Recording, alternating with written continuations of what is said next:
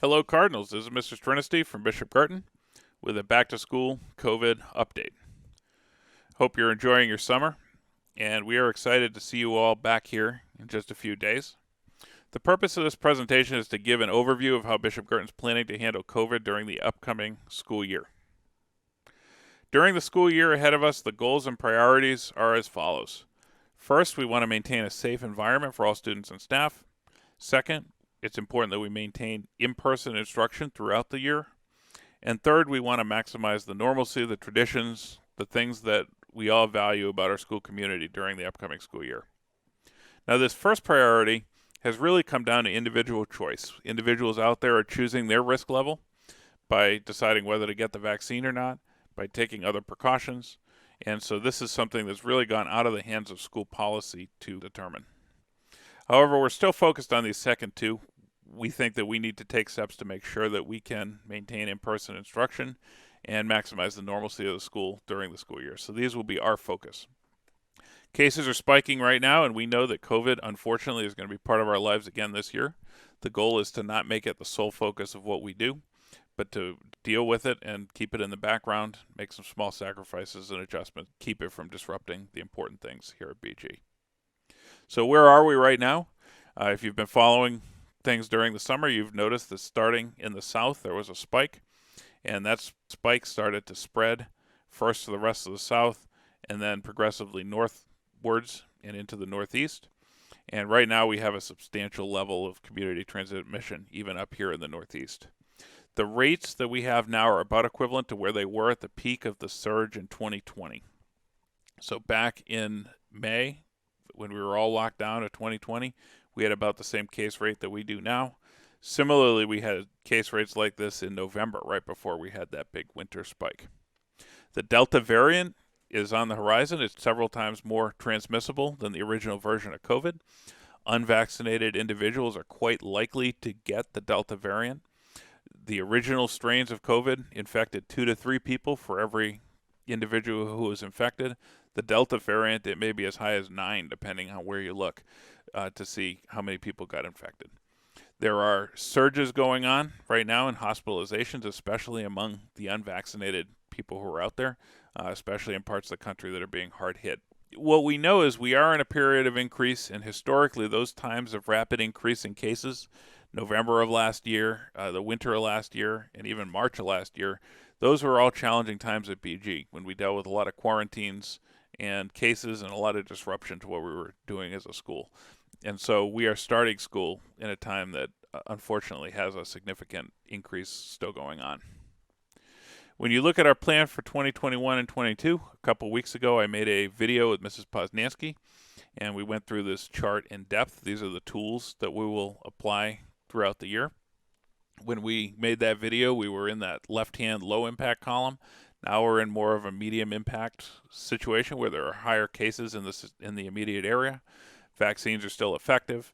We haven't had any reports of cases within the school community, but we know that at some point that's something we will face.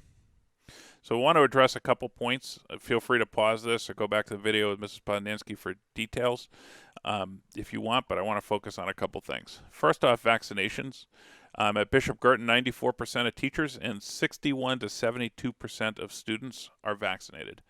We have that range there for students because we're in the process of surveying, and there is some underreporting where students we know have been vaccinated have not reported that in. So right now we're around 61%, but we think we're underreporting that by 15 or 20%.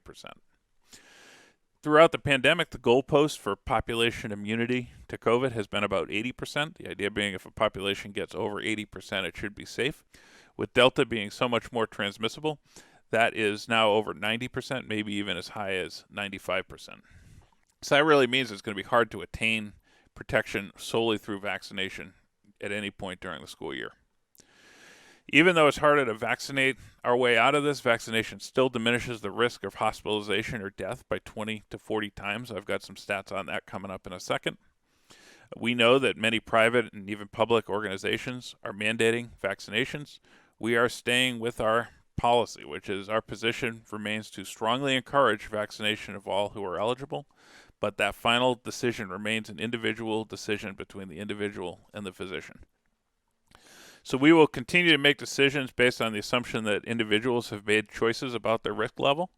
Those who have been vaccinated are asked to report in, and I will talk a little bit about why that's important a little later in this presentation. So just for some statistics, there's a lot of hype right now about breakthrough infections, and people are questioning the effectiveness of vaccines. But if you actually look at the share of COVID cases among those who are fully vaccinated, which are the green bars, and those who are not fully vaccinated, which are the orange bars, and you remember that some states don't report this. So New Hampshire does not report this information. Massachusetts does. In Massachusetts, 1% of overall cases are among vaccinated individuals, and the rest are among unvaccinated. If you look at hospitalizations, who's ending up in the hospital, in no state are more than 5% of hospitalizations among the fully vaccinated, and in many cases, those are people who are ending up in the hospital for other reasons, and then they test positive for COVID when they're there. And even among those who've unfortunately lost their lives to COVID, it's a low percent, no more than 2.5%, 3% of overall deaths are among those who've been fully vaccinated. So the vaccines are proving very effective. There is hype about the exceptions to the rule. There are breakthrough infections in parts of the country where there are just a lot of infections happening. But if you look at the risk to a teenage student in high school, somebody who's vaccinated at that point is already at low risk without vaccination, and after that vaccination, they're basically putting their risk in a place that's lower than lots of other hazards that teenagers face. So, get vaccinated and then remember to drive safely and avoid risky decisions because those are as significant a threat at that point. A couple weeks ago, Dr. Chan presented this graphic to schools in the state of New Hampshire talking about what's coming up. And he basically highlighted the fact that at the top of that screen, we have a variant of concern, the Delta variant, that's very transmissible. We're opening schools, which means there are lots of opportunities for the virus to spread. And there are low levels of vaccination in some communities in the state. What do I mean by that? If you look at towns around us, Nashua is currently at about 51% vaccination. Hudson is 47%. Pelham is 44%. And Merrimack is 57%. And those communities are seeing substantial cases in COVID in the immediate area. So COVID's out there. As we open schools, we're going to see infections, and we're going to see even transmission in schools. And that's going to have all kinds of impacts, which are at the bottom. The red impacts here that I put a box around are the ones that we're really thinking of and focusing on. Obviously, we're concerned about the people who are at risk in our community. It's not a good idea to have a high case rate.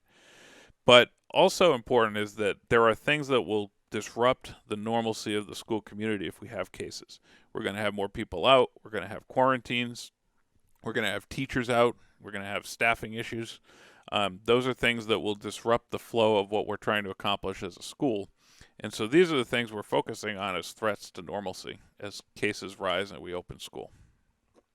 So a couple things we can cover to hopefully avoid being in a situation regarding this. First of all, staying home when you're sick. If you experience any of the symptoms here at the right, these symptoms that we're becoming quite familiar with, even if they're minor, please do not come to school or attend any program of the school, any practice, any rehearsal, any event whatsoever. Don't socialize with people from school if you have any of those symptoms. There's some data about the top 5 symptoms that are experienced by teenagers. A headache is the most prevalent one. Cough, loss of taste or smell, sore throat, or nasal congestion. Remember that these are among people who experience any symptoms. There is a percentage of individuals who never experience symptoms. The fact that you should not come to school when sick applies whether you are vaccinated or unvaccinated. So regardless of your status, if you are sick, if you have any of those symptoms, do not come to school. Especially if you're vaccinated, a COVID infection is likely to present with very, very minor symptoms. And by staying out of circulation when you have those symptoms, you help us to reduce the risk to the school community. When minor symptoms do come up, we do have rapid tests. If you're wondering, is this allergies or am I sick with COVID? And Nurse Turner will help to facilitate the use of those tests in a scenario where you report that you have symptoms. There are still some travel quarantines in effect. Quarantines are one area where there is a health differentiation between those who are vaccinated and unvaccinated. Per the New Hampshire Department of Health and Human Services, unvaccinated individuals who've returned to New Hampshire after international travel or travel on a cruise ship must still self-quarantine for 10 days from the end of their travel. Starting on the 6th day back, you can PCR test your way out of that quarantine if you test negative. We are making a few adjustments due to increased spread. First of all, we have to limit large indoor gatherings for now. So our large spaces, the KLC, the gym, library, cafeteria, are going to be capped at 50% of their usual capacity. And we're going to use outdoor spaces whenever possible. So when we have our back-to-school assembly, it's very likely that that will be outdoors. We're also looking at dining. The cafeteria is going to be serving food relatively normally this year. It will be a grab-and-go setup so that we don't have lots of congregation and bunching inside the kitchen area. We are planning to provide additional spaces outdoors for dining, including the large tent, including the senior lot and the courtyard. We're not going to allow dining this year in cars or in the junior lot, but certainly anybody is welcome to set up in that courtyard or senior lot area if you'd like to eat outside. Also, dining will be permitted in the academic locker rooms, and in inclement weather, we may open up the field house and gym with tables to allow more people to spread out. So the next thing I want to address is everybody's favorite question, which is, are we changing our mask policy? And the short answer is no, masks will still not be mandatory. But I do want to talk about this, and I want to ask for some help from you in this area. Recently, the New Hampshire Department of Health put out a matrix that shows where schools should be regarding masks. This is their recommendation. Along the top, you see the rates in the community. Right now, we are in a substantial area of community transmission. However, we don't, at this point, have any cases within the school. That's on the vertical axis. And so that would place us in this box. This box would suggest that we should have universal masks and require masks at all times within the school. There is a footnote that says exceptions can be made for schools and classrooms that have a high vaccination rate, which the state defines as being greater than 80%, or where other prevention measures can be implemented. And when you look at Bishop Guertin, we have around, give or take, 70% vaccination, so we're getting close to that. And we have a lot of other measures within the school. Whether that's the air filters in the classroom, whether that's the fact that we now have some testing available to help with screening. All those things help to contribute to some protection. And so we think that there's room for some nuance and some common sense around masks. Obviously, you can see from this graphic that the minute we have any sort of transmission within the school community, we would likely be forced into a position where we would need to mandate masks.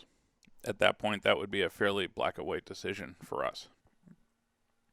So throughout the spring and even into the fall, we'd hoped that we could return to school with high vaccination rates, low rates of cases, and put COVID and masks behind us. Even a couple of weeks ago, that's where we were, and unfortunately, that's not playing out. And it's most important right now that we take steps that will prevent any disruption of day-to-day instruction, athletics, and so on. The reality is that masks can provide a layer of protection to avoid this sort of disruption. But at the same time, it's also important to avoid returning to the days of mask mandates and utilize individual choice to hopefully make this happen. And I really want to stop on this point of individual choice. As you know, the issue of masks is incredibly divisive. And every day I'm getting something from one side or the other on this issue. People who think we should go back all in on masks, people who think we shouldn't have masks in the school at all, who are strongly opposed to that. And we've seen these debates get really ugly at school board meetings around the country and even here in New Hampshire. Like everything we've done with COVID, we need to find moderate, reasonable positions and use common ground. For whatever reason, the mask has come to signify a conflict between freedom and responsibility to the community. And there's a sense that these are mutually exclusive.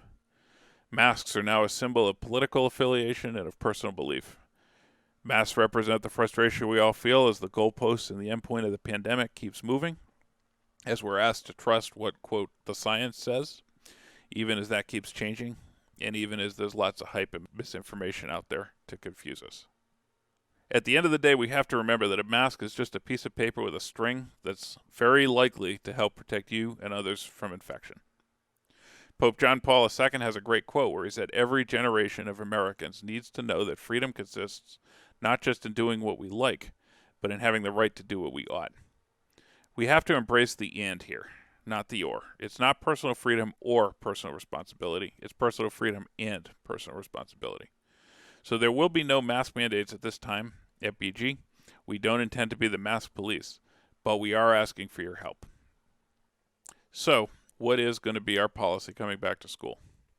In response to the increase in rates, Bishop Guertin is shifting from a masks optional policy to a masks encouraged in high-risk locations policy. What does this mean? Well, we all know what locations are likely to be high risk. Crowded indoor spaces where you're with people for an extended period of time. So this could be a classroom. This could be if you're hanging out in an academic locker room in a crowd. And we ask you at those times, we urge you to wear a mask. We also urge you to take breaks at times when you are away from other people.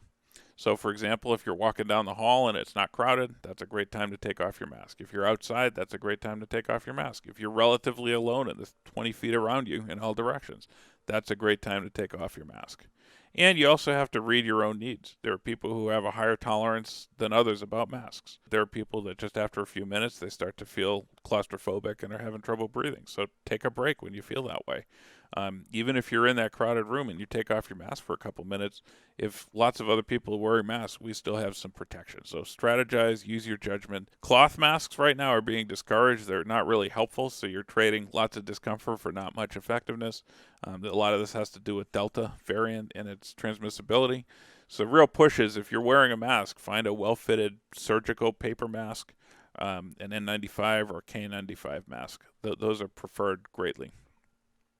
Every individual is going to have to make this judgment, but in the end, the school's not going to pressure or require this of you. Here, we're asking you to wear masks at critical times, at high-risk times during this increase in cases to support the normalcy of our school community.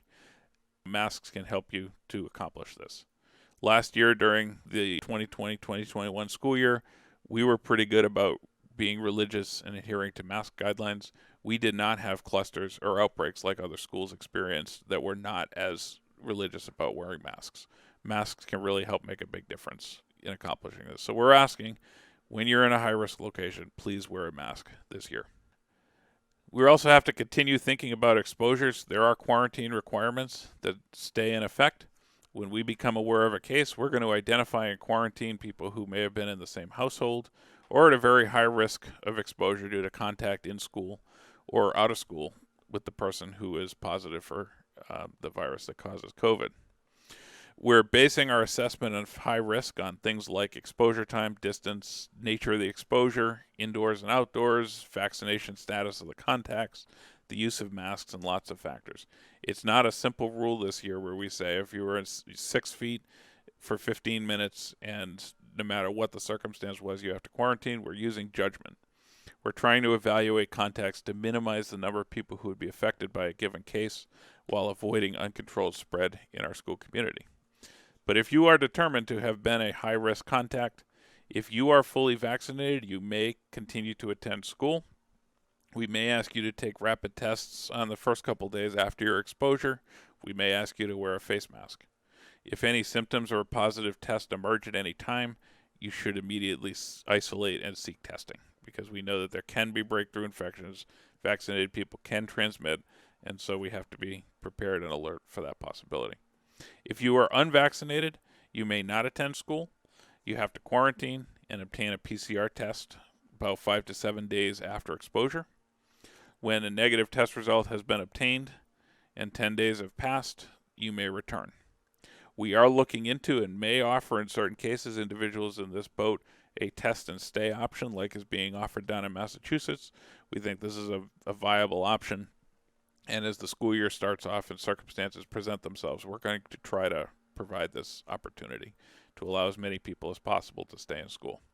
So this is the point where it's really important that if you've been vaccinated, you report that to us via the form on MyBG. We're going to be very skeptical of people who say I've been vaccinated but didn't report it, and only remember that they were vaccinated when they are quarantined due to an exposure. We'd much prefer that you report that vaccination now before the school year starts and before any questions arise. Just some conclusions. Last year, through spring of 2021, we were focused on protecting the vulnerable, on buying time for everybody to get vaccinated, and making sure that COVID stops with a cardinal. During 2021, 2022, we're more learning how to live with COVID as a school. We have to minimize the impact of spikes that occur in our area, as is happening right now. And we may have to give up on some little things to ensure that the big things that we care about as a school community are protected.